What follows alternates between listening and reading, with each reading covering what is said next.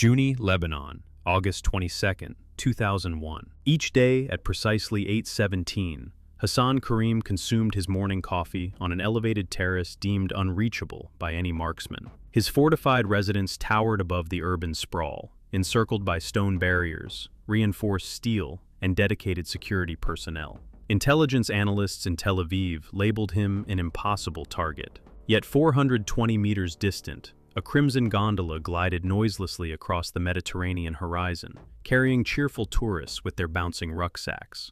This civilian transport received no security inspections, encountered no delays, and traversed past his outdoor space for precisely 45 seconds.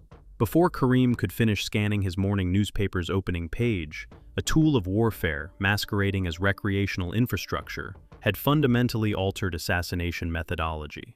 This became known as Operation Sky Window. Hassan Kareem operated far from combat zones. His danger stemmed from strategic thinking rather than battlefield presence. Born in Lebanon's southern territories in 1968, Kareem spent his formative years observing Israeli aircraft, etching contrails against the sky above his hometown. Explosive reverberations from afar formed the audio backdrop of his youth. At 14 years old, during the 1982 military incursion, he witnessed F-16 fighters engaging a vehicle column adjacent to his educational institution. Rather than terror, the surgical precision sparked his intellectual curiosity. He began accumulating technical documentation, analyzing aerial trajectories, self-educating in interception calculations. By 19, Kareem had enlisted with Hezbollah's developing armed division, fixated on a single objective: creating vulnerabilities for Israeli air crews. Throughout the 1990s, Kareem evolved into the chief designer of Lebanon's modernizing air defense strategy. His forte was integration. He merged Iranian surface-to-air instruction with Syrian supply chain networks and detailed topographical understanding into multi-layered defensive frameworks. Israeli aviators who had enjoyed virtually unchallenged supremacy throughout the 1980s suddenly confronted synchronized radar arrays, portable launching systems, and strategically positioned ambush locations. By the decade's conclusion, Kareem's configurations didn't require destroying aircraft outright. They compelled jets to higher altitudes, diminished targeting precision, and converted aerial warfare from surgical strikes to approximation.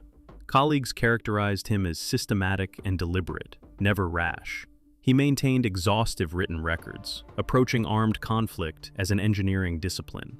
By 2001, Kareem had outlined an extensive enhancement, a decentralized system incorporating modernized SA-7 projectiles, radar-guided mechanisms, and instantaneous communication networks. Once operational, this framework would permanently force Israeli aircraft beyond 15,000 feet altitude, reducing their operational capability by roughly 37%, according to classified Israeli evaluations.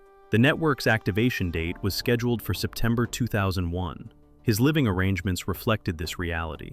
His dwelling above Jounieh wasn't merely symbolic, it served tactical purposes. The facility occupied a mountainside position overlooking the Mediterranean, situated 340 meters above ocean level. No adjacent structures existed within 600 meters. Access routes consisted of narrow switchback roads, monitored by surveillance equipment. Security personnel worked in 12-hour rotations. The outdoor space where Kareem enjoyed his morning beverage faced northeast, providing expansive vistas, but offering no viable conventional sniper positions. The closest elevated location capable of establishing direct line of sight measured 1,400 meters distant, far exceeding practical range for dependable targeting. Topographical analysis validated what Israeli intelligence operatives already understood. Spatial challenges alone couldn't resolve this problem. Intelligence agencies had monitored Kareem for 4 years. Early evaluations categorized him as significant yet unreachable. By March 2001, Israeli military intelligence determined Kareem constituted a critical threat. His air defense infrastructure, once activated, would fundamentally transform the operational theater across Lebanon. Existing protocols permitted Israeli jets to function with presumed dominance. Kareem's framework would inject unpredictability, and unpredictability translated to casualties. Authorization for Kareem's elimination arrived in April 2001. Israeli strategic doctrine has historically prioritized asymmetric approaches. The concept is elementary. Fortified objectives are seldom overcome through frontal assault, but rather from vectors adversaries fail to categorize as threatening. Strategic planners term this vector blindness. Every military commander establishes defenses against recognized attack methodologies. Mastery involves detecting what they overlook. By early 2001, every conventional approach had failed initial evaluation. Aerial bombardment risked diplomatic escalation and civilian casualties in a heavily populated zone. Vehicle-borne explosives demanded proximity that reconnaissance indicated was unachievable. Ground penetration units would encounter reinforced defenses on terrain advantaging defenders. Static sniper locations didn't exist within operational range. The target configuration appeared specifically engineered to withstand traditional neutralization methods. Subsequently, a junior intelligence analyst examining civilian infrastructure schematics identified the téléphérique de Jounieh, a cable car installation operational since 1965, designed for transporting tourists from coastal elevation to mountain summits. The pathway traversed within 420 meters of Kareem's terrace. Uniform velocity, consistent altitude, predetermined trajectory. The analyst marked it as theoretically feasible. Senior strategists initially rejected the proposal. A mobile platform introduced instability factors. Civilian presence generated legal and operational complexities. Wind displacement across open waters remained unpredictable. The engagement timeframe would span under 60 seconds. However, surveillance units were already deployed. Within 14 days, they validated Kareem's morning pattern. Daily, weather allowing, he appeared on his terrace between 8:15 and 8:20. He transported Turkish coffee in an ivory ceramic vessel. He occupied the identical wicker seating facing northeast. He perused the Al-Akbar publication, invariably commencing with the initial section. The pattern persisted for roughly 18 minutes. He remained solitary, without protective personnel on the terrace proper. The tactical contradiction crystallized. Kareem's security architecture was calibrated against stationary threats. Guards observed roadways and structures. Surveillance detected ground-level approaches. Yet the cable car represented civilian infrastructure, constant background movement irrelevant to security protocols. It underwent no inspections. Its passengers were vacationers, not adversaries. And it traversed at optimal distance for precision marksmanship. Israeli doctrine incorporates a classification framework for operational viability. Grade 1, standard execution with established protocols. Grade 2, specialized yet validated techniques. Grade 3, innovative approach demanding customized solutions. Grade 4, theoretical only, unproven under field conditions. Operation Sky Window initially received Grade 4 classification. Then simulation teams commenced testing variables. They computed wind dynamics at 420 meters across water surfaces. They modeled cable car stability throughout the critical approach segment. They analyzed passenger concentration patterns across varying times and days. They identified weapon platforms capable of swift target acquisition from moving positions. Within 3 weeks, the operation was reclassified to Grade 3. Within 5 weeks, it achieved Grade 2 status, with conditions. The conditions were stringent, yet attainable. Compromise cable car operations personnel. Conduct comprehensive reconnaissance. Select optimal meteorological window. Utilize marksmen with documented moving platform experience. The obstacles were quantified. Cable car velocity, 4.2 meters per second during approach segment. Lateral oscillation amplitude, 0.6 to 1.8 meters, depending on atmospheric conditions. Passenger obstruction probability, 43% based on tourist concentration averages. Acoustic signature risk, moderate due to ambient cable machinery noise. Extraction complexity, elevated due to Lebanese security presence and constrained maritime routes. Despite these challenges, planners identified one decisive advantage. Once the cable car entered the approach corridor, timing became deterministic. The geometry was fixed. If Kareem appeared on schedule and weather conditions fell within tolerance, the shot was mathematically predictable. The challenge wasn't marksmanship. It was engineering every variable to align simultaneously. Authorization advanced to operational planning in late May 2001. Unit 504, responsible for deep penetration operations in hostile territory, assumed operational control. The mission received internal designation Sky Window, reflecting both the firing position and the narrow temporal opportunity. Planners estimated a 6-week preparation timeline, followed by a 3-week execution window. Within 4 days, the operation entered its preparation phase. But first, one critical element required resolution: securing cooperation from within the cable car infrastructure itself. Without an operator willing to adjust timing and disregard irregularities, the entire plan collapsed. During the second week of June, an intermediary established contact with a cable car maintenance supervisor. The approach was financial, not ideological.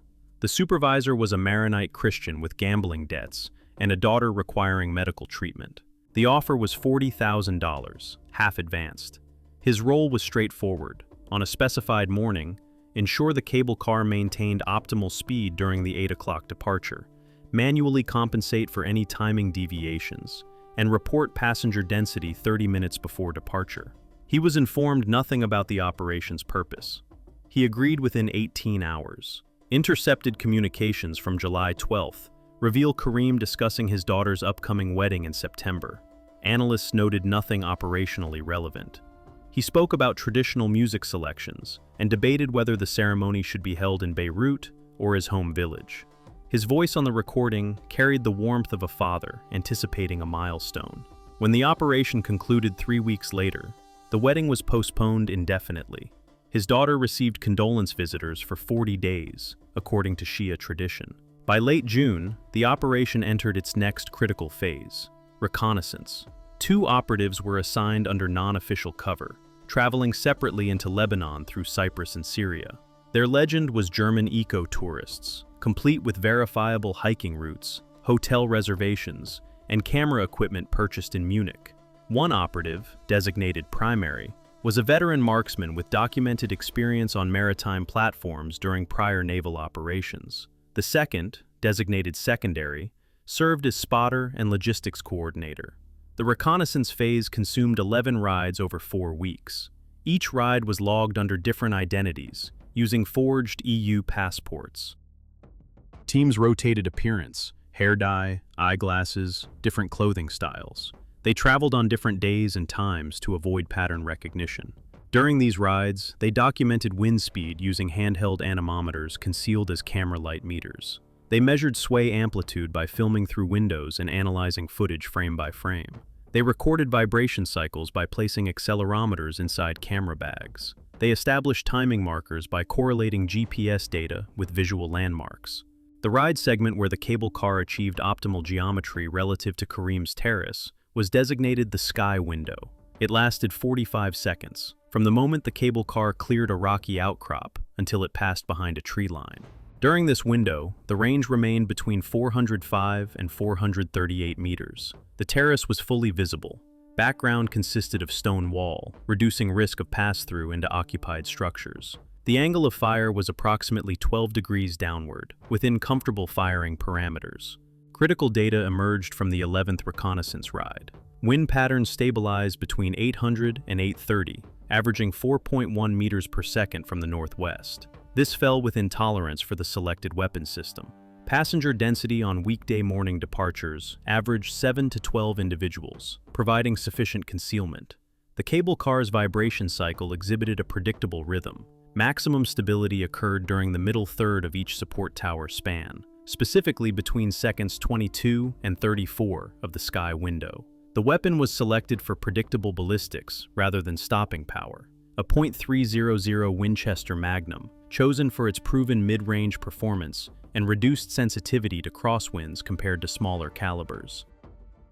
The rifle was an Accuracy International chassis with a Schmidt and Bender optic, selected because it could be disassembled into 6 components small enough to fit inside a standard 65-liter hiking backpack without requiring permanent modification. No suppressor was mounted. Analysis indicated that ambient cable machinery noise combined with open-air dispersal would mask the acoustic signature sufficiently. Additionally, subsonic ammunition was ruled out due to reduced accuracy at 420 meters. The team structure was minimal by design. 2 operatives inside Lebanon, 1 communications relay in Cyprus, and a 3-person maritime extraction cell positioned 12 nautical miles offshore aboard a cigarette boat disguised as a recreational fishing vessel.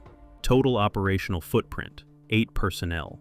Compartmentalization was absolute. The extraction team knew only coordinates and timing. The communications relay knew only code phrases. The cable car operator knew nothing. During the 4th week of July, Primary conducted specialized drills. In a training facility outside Tel Aviv, a cable car cabin was suspended on hydraulic rams, programmed to replicate the recorded sway and vibration patterns. Primary fired 60 practice rounds over 5 days, establishing muscle memory for the specific firing solution. By the final day, he achieved 92% hit probability on a human silhouette target at 420 meters under simulated conditions. The remaining 8% was attributed to variables beyond training control: unexpected passenger movement, equipment malfunction, or target evasion. The psychological preparation was clinical. Operatives underwent what Unit 504 calls legend immersion. For 2 weeks before insertion, they lived as their cover identities continuously. They spoke only German. They researched hiking trails they would theoretically have visited. They created social media posts backdated to establish online presence. One operative later described it in debriefing. You stop translating in your head. You dream in the legend. When someone asks your name, you don't recall the alias. It simply is your name. This is necessary. Hesitation at a checkpoint means death. By mid-August, all elements were positioned. The weapon had been transported in pieces across 3 separate border crossings, then reassembled in a safe house outside Jounieh. Operatives had checked into separate hotels. The extraction vessel had cleared Lebanese customs as a recreational charter returning to Cyprus. Weather forecasts predicted optimal conditions: clear skies, northwest winds under 5 meters per second, sea state calm. The operation was approved for execution within a 72-hour window. If conditions fell outside parameters, the operation would abort and recycle for the following week. Kareem's wedding preparations would likely keep him on schedule. But if he deviated, the entire apparatus would dissolve, and 6 months of preparation would evaporate. Early that morning, the cable car operator sent a coded text message. Morning delivery confirmed, 7 packages.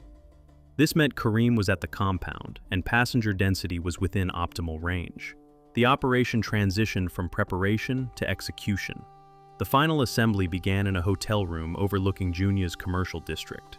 The rifle components were laid across a bedspread in sequence: receiver, barrel assembly, stock, optic, magazine, bipod.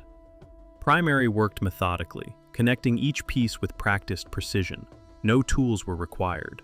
The design allowed hand-tight assembly that maintained 0 calibration. Secondary monitored police radio frequencies through a scanner concealed in a portable radio. The room smelled of coffee and gun oil. Shortly after, both operatives exited the hotel separately. Primary carried the hiking backpack containing the assembled rifle wrapped in a sleeping bag.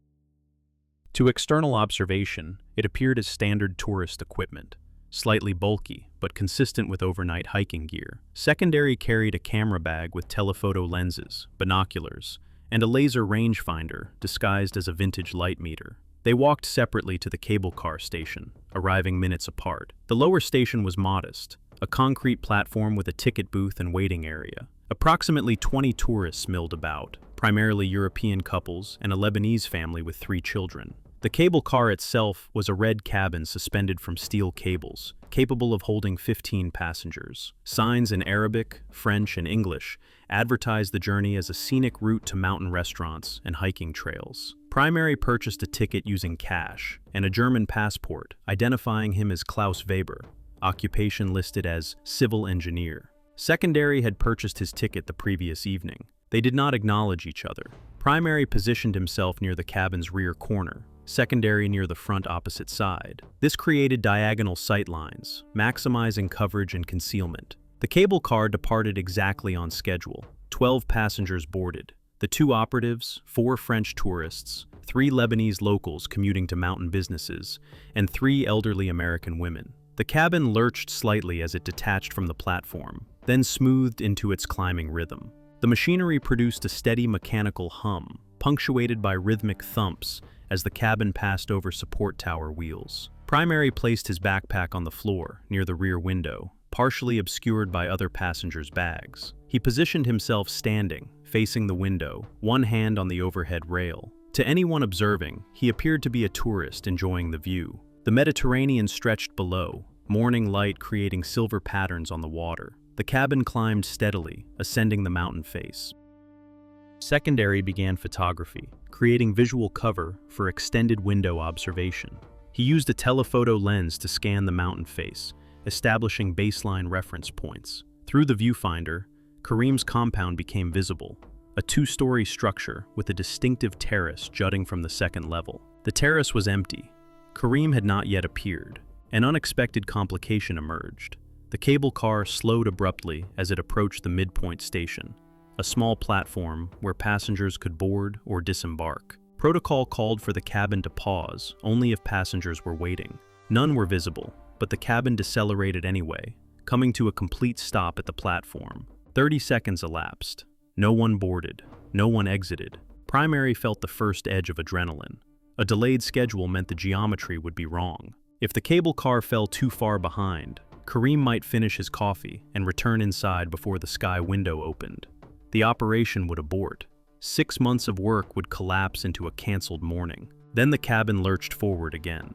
The operator had manually corrected the pause, resuming speed without passengers. It was the unspoken signal.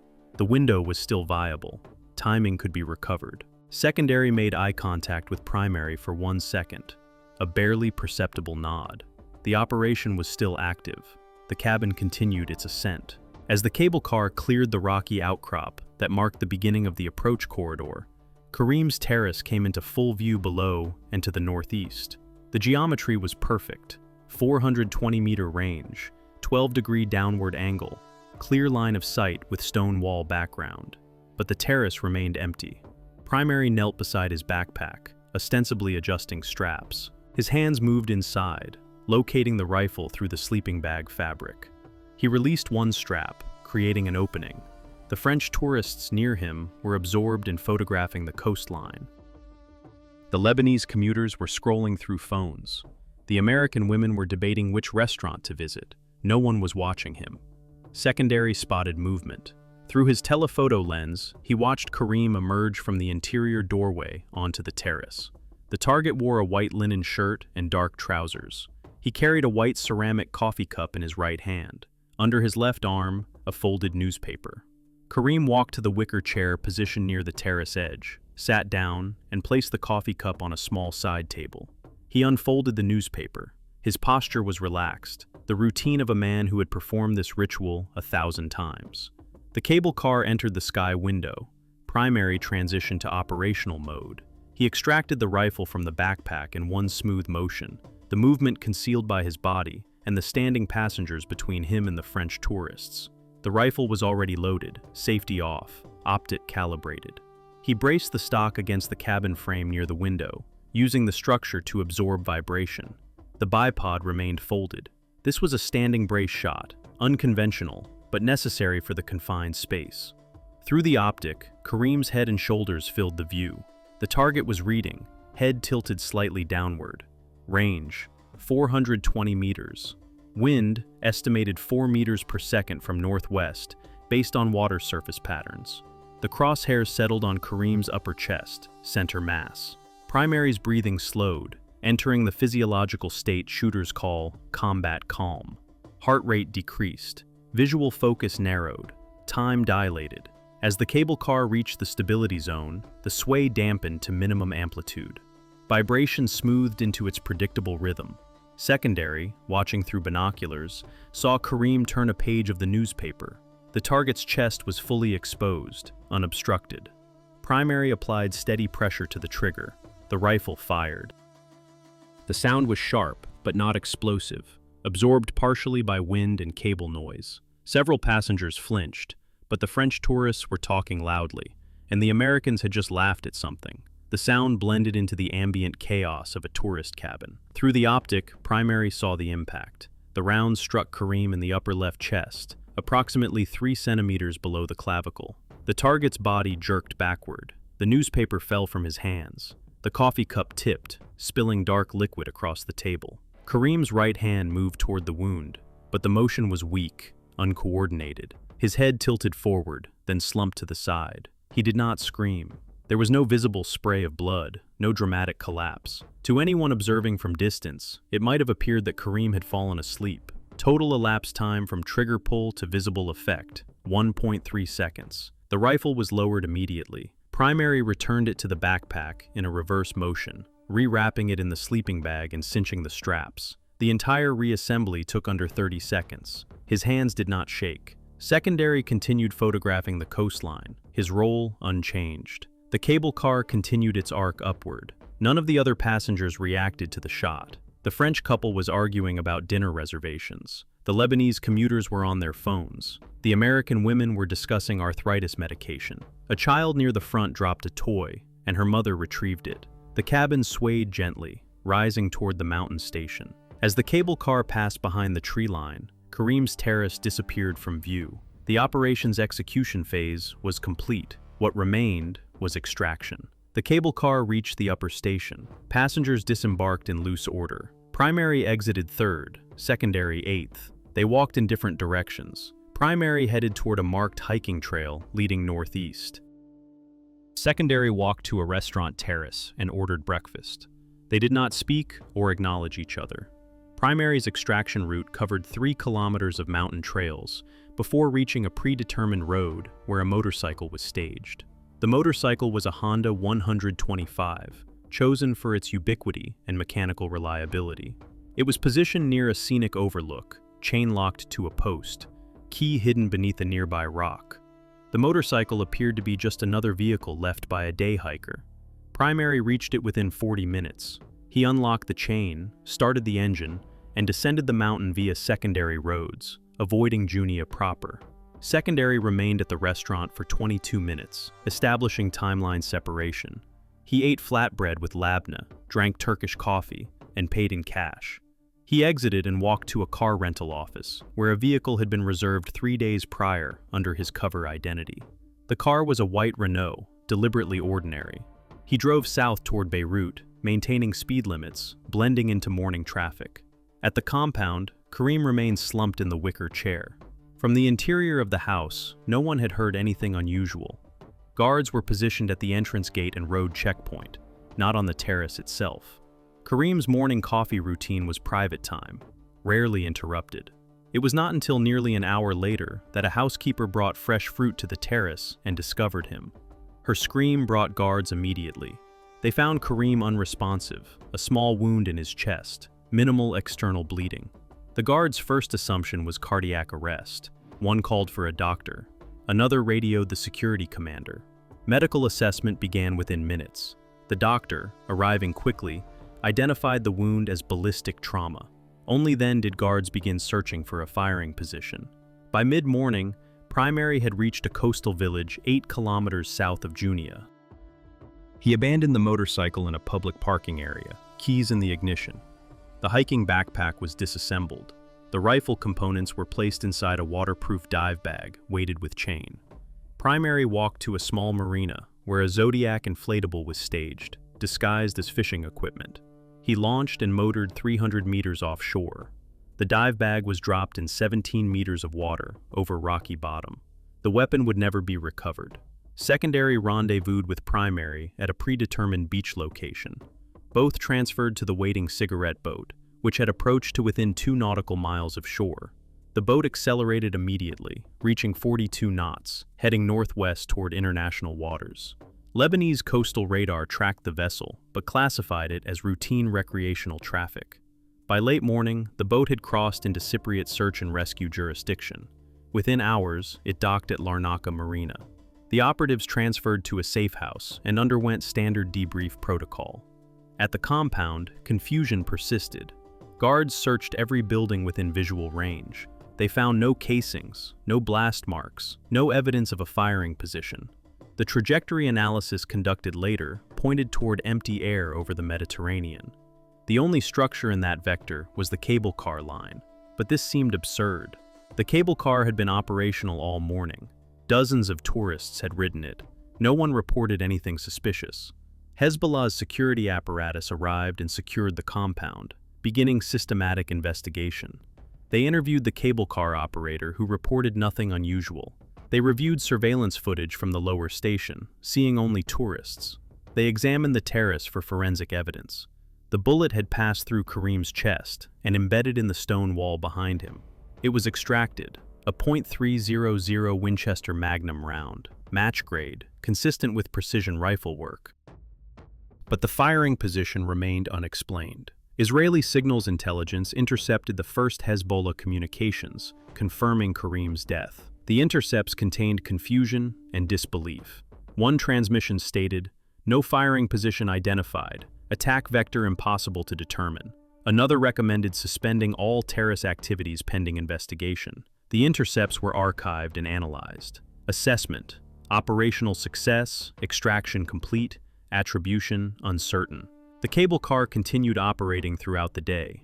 Tourists rode up and down the mountain, unaware that they were passing through an active crime scene. Lebanese authorities closed the cable car temporarily for inspection. They found nothing. It reopened hours later. By evening, news reports began circulating about Kareem's death, attributed initially to possible sniper fire, source unknown. Within 3 days of the shooting, Lebanese military intelligence had reconstructed the basic geometry. The trajectory analysis was conclusive. The shot originated from approximately 420 meters northwest of the terrace, at an altitude consistent with the cable car route during the morning window. Investigators interviewed every passenger from that departure. All were tourists with verifiable documentation. None reported hearing a gunshot. None recalled suspicious behavior. The French couple remembered a German hiker with a large backpack, but the description was generic. Tall, athletic build, dark hair. Thousands matched it. The cable car operator was interviewed multiple times. His story remained consistent. Normal morning, standard passengers, no irregularities. Financial records were examined and revealed nothing suspicious. The $40,000 had been distributed through a complex series of transfers, terminating in offshore accounts. He was never charged. He continued working the cable car for 2 more years before moving to Cyprus, ostensibly for family reasons. Hezbollah issued a public statement attributing Kareem's death to Israeli aggression, but providing no operational details. Internally, the response was immediate and comprehensive. Every senior commander with regular outdoor exposure was relocated to hardened facilities. Terrorist activities ceased. Morning routines were randomized. Movement patterns were encrypted. The psychological impact was exactly what Israeli planners had intended. Hezbollah's leadership became prisoners of their own security protocols, limiting their mobility and effectiveness. Israeli officials maintained standard operational silence. No confirmation, no denial. Foreign media speculated extensively. The Guardian ran an analysis piece titled "The Impossible Shot," detailing the technical challenges and concluding that if Israeli involvement was real, it represented a significant evolution in assassination tradecraft. The article quoted a former British SAS officer. Using civilian infrastructure as a firing platform crosses a threshold. It's tactically brilliant and ethically complicated. Every investigative lead ended in dead ends, suggesting sophistication well beyond typical militant operations. The lack of physical evidence, the absence of witnesses, and the impossible firing geometry all pointed towards state-level capability. But in intelligence operations, transparency is rarely the point. The goal is strategic effect, not public attribution. What was achieved tactically was straightforward. Hassan Kareem was eliminated. The air defense network he designed was delayed indefinitely. Syrian and Iranian advisors, who had been coordinating with Kareem, suspended operations pending security review. The network's planned activation date passed without implementation. Israeli aircraft continued operating over Lebanon with minimal constraint. Strategically, the intelligence gained extended beyond Kareem's death. The operation proved that individuals previously considered untouchable due to geographic isolation were in fact vulnerable. Every mountainside compound, every elevated safe house, every strategically positioned residence suddenly required reconsideration. The concept of spatial security had been fundamentally challenged. Diplomatically, the cost was minimal. Lebanon protested through official channels. The Arab League issued a condemnation, but without definitive proof of Israeli involvement, the international response remained muted. Relations with Lebanon were already adversarial. The operation added no new tensions. Operationally, the cost was more nuanced. The operation revealed several tradecraft elements that Hezbollah's security apparatus could study and adapt to. The targeting of predictable routines became obvious. The vulnerability of elevated positions within range of mobile platforms became doctrine. Future operations would need to account for enhanced awareness. But in the calculus of intelligence work, these costs were acceptable. For the cable car operator, consequences were delayed but severe. 2 years later, he was found dead in his Cyprus apartment. Official cause: suicide. Associates reported he had become increasingly paranoid, convinced that Hezbollah or rival intelligence services would eventually connect him to the operation. Whether his death was truly suicide or staged elimination remains unclear. The investigation was cursory, conclusions ambiguous. For Hassan Kareem's family, the consequences were immediate and permanent. His daughter's wedding was postponed, then canceled when her fiancé's family withdrew their consent, citing security concerns about association with a targeted individual. She never married. His widow relocated to Damascus, living in relative isolation. His son joined Hezbollah's military wing, motivated by revenge. He was killed during the 2006 Lebanon War. The family's trajectory exemplifies the cascading human costs that extend far beyond the primary target. Israeli intelligence assessment concluded that operational benefits outweighed costs by a significant margin. Internal analysis estimated that Kareem's elimination delayed Hezbollah's air defense capability by 18 to 24 months, providing a critical window during a period when Israeli air operations over Lebanon were strategically essential.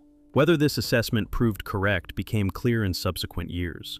Israeli aircraft continued operations with minimal losses through 2006, suggesting that the delayed network never achieved its intended effectiveness. The operation entered classified training curricula within multiple intelligence agencies. Western services studied Sky Window as a case study in creative problem-solving under constraint. The lesson was not the specific method. Cable cars are rarely relevant. But the broader principle: infrastructure dismissed as civilian background can become operational opportunity. Threat assessment models were revised globally. Ferries, gondolas, observation decks, even drone tours became subjects of security evaluation. The moral question persists. Was Hassan Kareem a legitimate military target coordinating lethal capabilities against Israeli aircraft? Or was he a defensive planner protecting Lebanese airspace from foreign intrusion? Perspective A argues he was an active combatant in an ongoing conflict, that his air defense network would have directly enabled attacks against Israeli pilots, and that eliminating him was a proportional response preventing greater violence. Specific fact: intercepted communications showed Kareem coordinating with Iranian military advisors on missile deployment schedules, demonstrating active offensive preparation.